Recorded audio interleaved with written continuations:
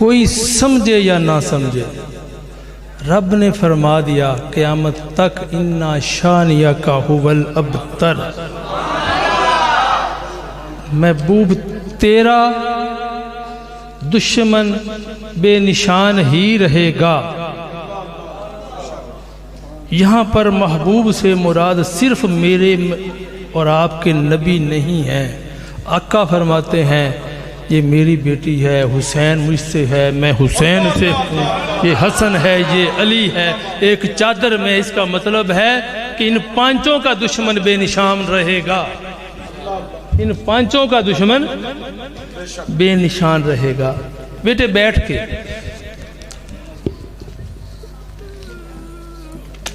खिताब बयान, मज़ा आ गया, सरूर आ गया।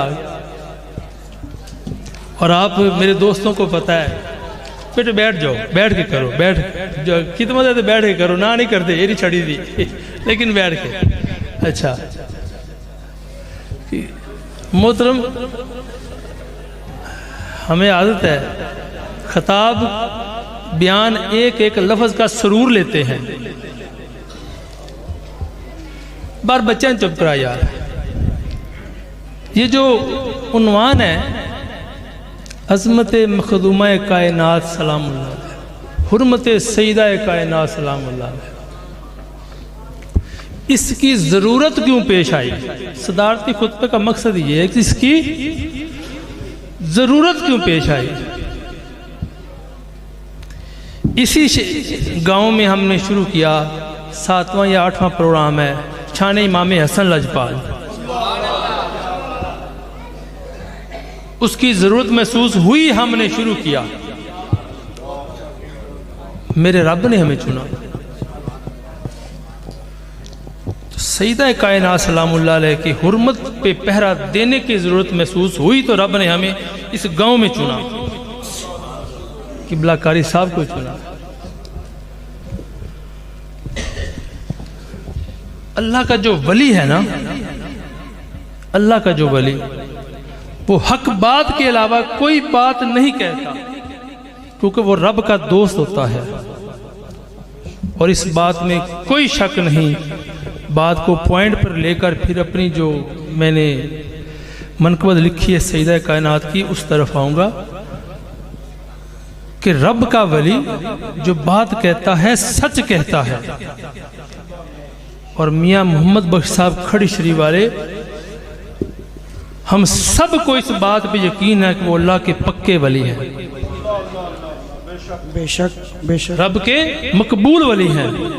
तो रब का मकबूल वली कहता है, हजरत आपने एक मौजू शुरू किया था कि मेरे बेटे की तारीफ करते हैं, मुझे अच्छा लगता है।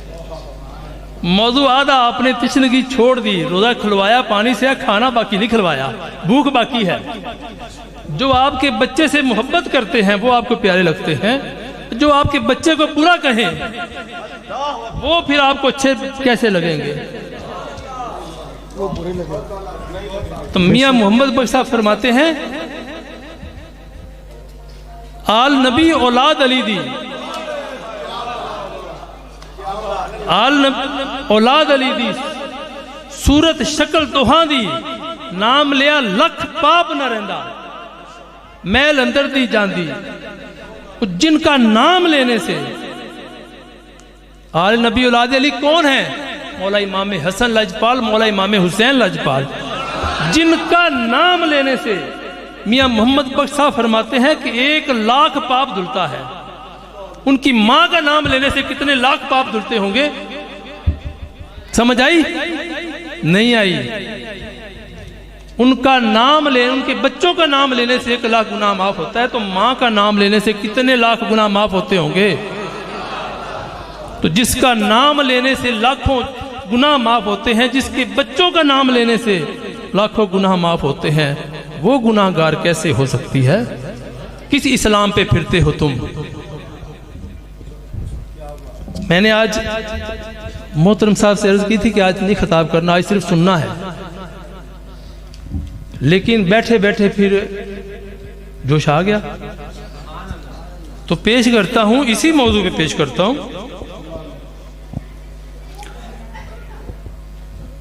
बाबा नबी की उम्मत व अवाम ये नहीं है, बाबा नबी की उम्मत व अवाम ये नहीं है, बेटी को कहे खता पे इस्लाम ये नहीं है। बाबा नबी की उम्मत व अवाम ये नहीं है, बेटी को कहे खता पे इस्लाम ये नहीं है। अपने हसब नसब की तू छानबीन कर, अपने हसब नसब की तू छानबीन कर, नाम अपना ढूंढ तेरा ये नाम ये नहीं है। नाम अपना ढूंढ असल तेरा नाम ये नहीं है। राज की बात है, कोई समझ जाएगा इस फिक्रे में क्या पैगाम दे रहा हूं। अपने हसब नसब की तू छानबीन कर, नाम अपना असल ढूंढ तेरा नाम ये नहीं है। शाने सैयदा का मुनकर मुसलमान हो नहीं सकता, शाने सैयदा का मुनकर मुसलमान हो नहीं सकता।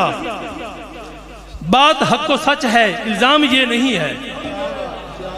बात हक व सच है, इल्जाम ये नहीं है।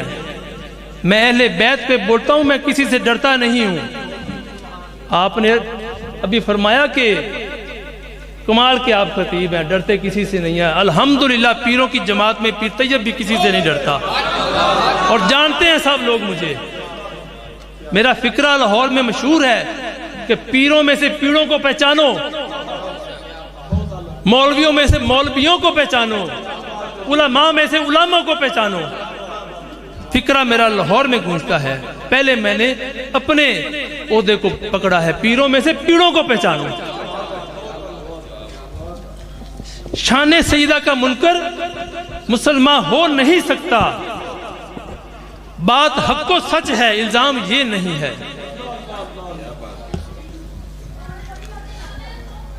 अदबे अहले बैत भी कुरान में है, अदबे अहले बैत भी कुरान पाक में है। कलमा नमाज हज सिर्फ पैगाम ये नहीं है। अदबे अहले बैत भी कुरान में मौजूद है, कुरान में है, कुरान पाक में है। अदबे अहले बैत भी कुरान पाक में है। अभी बैठे बैठे लिखा है ना, अभी घर जाके एक एक लफ्ज का वजन पूरा करूंगा। अदबे अहले बैत भी कुरान पाक में है। कलमा नमाजो हज सिर्फ पैगाम ये नहीं है। बाबा नबी की उम्मत व अवाम ये नहीं है। बेटी को कहे खता पे इस्लाम ये नहीं है। इस मनकबत में पैगाम आ गया कि हमें ये शान सईदा कायनात मनाने की जरूरत क्यों पेश आई। अल्लाह रब्बुल आलमीन आप सबको, हम सबको उस हस्ती की शान और हुर्मत पे पहरा देने की तौफीक अता फरमाए जो अपने जहेज में हम जैसों की बख्शिश मांगती है, जो अपने जहेज में, और उनको पता है, उनके बच्चों को पता है, उनके बच्चों के बच्चों को पता है। सैयदना गौस आज़म फरमाते हैं, पूरी दुनिया को ऐसे देखता हूं जैसे मेरे हाथ पे चावल का या राई का दाना है। ये उनके बच्चों के बच्चे हैं, तो फिर वो कैसे ना जानती होंगी कि 1400 साल बाद मेरी उम्मत में से लोग आएंगे और मुझे कहेंगे खता पे थी। फिर भी वो दुआ मांग रही हैं कि मौला मेरे बाबा की उम्मत की बख्शिश जहेज में लिख के दे। इतनी सखी, और आज हम उनकी शान से आंखें बंद करके कोई बोलता ही नहीं। अपने अपने खौल में बैठे हैं, कोई पीर बन के बैठा है, कोई आलम बन के बैठा है, कुछ सुनने वाले अपने अपने घरों में बैठे, कोई बोलता ही नहीं। फिर कल मैशर में भी कह देना नहीं मानते।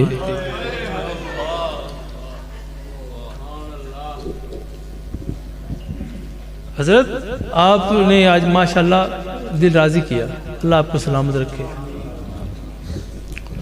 तो मेरा पैगाम कि इस महफिल, इस कॉन्फ्रेंस के असल पैगाम को पहचानो, खुद को भी और अपने बच्चों को भी आका लजपाल की आल की शान समझाओ, अदब समझाओ, एहतराम समझाओ, अपने सरदारों का एहतराम समझाओ। ये सरदार हैं हमारे। जब सरदारों की शान नहीं पहचानते तो फिर लोग अवाम रुलती है और बरोज़े महशर फिर रुलोगे। अल्लाह आप सबको सलामत रखे।